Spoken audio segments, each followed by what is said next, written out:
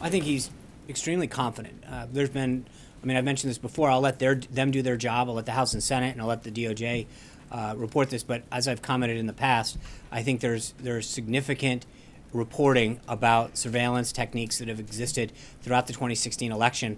I'll leave it to them to issue their report, but I think he feels very confident that what will ultimately come of this will vindicate him.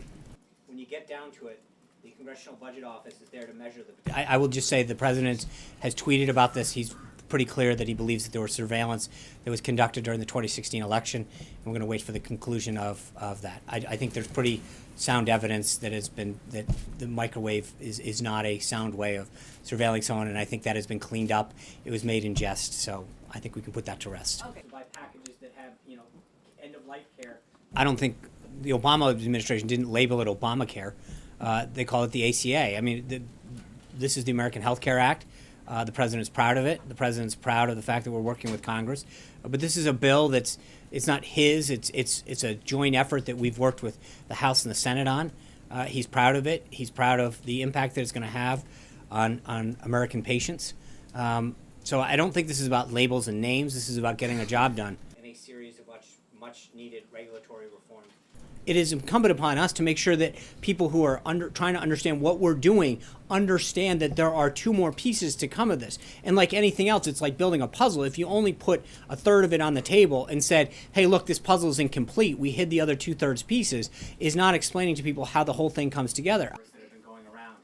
In 2013, the CBO estimated this is the only vehicle that seeks to achieve what people on our side of the aisle have been talking about since 2010.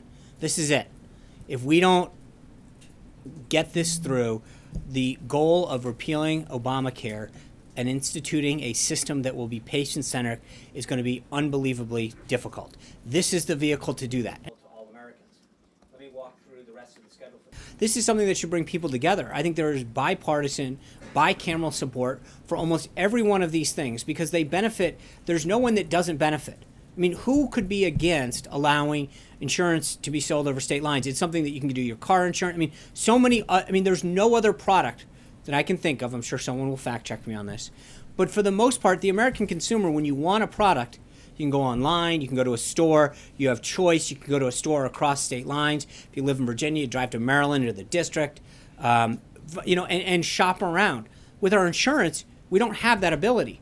There's no question that increased competition drives down cost. Well, I think there's two issues that are important to note on that, Catherine. Number one, the question has to be asked to people who oppose this, no matter what side of the aisle are on, is what is your alternative? Because the ideas that they propose, we can incorporate. We can make this better and better. But to sit back and act as though there's a choice, doing nothing is not a choice. Right here.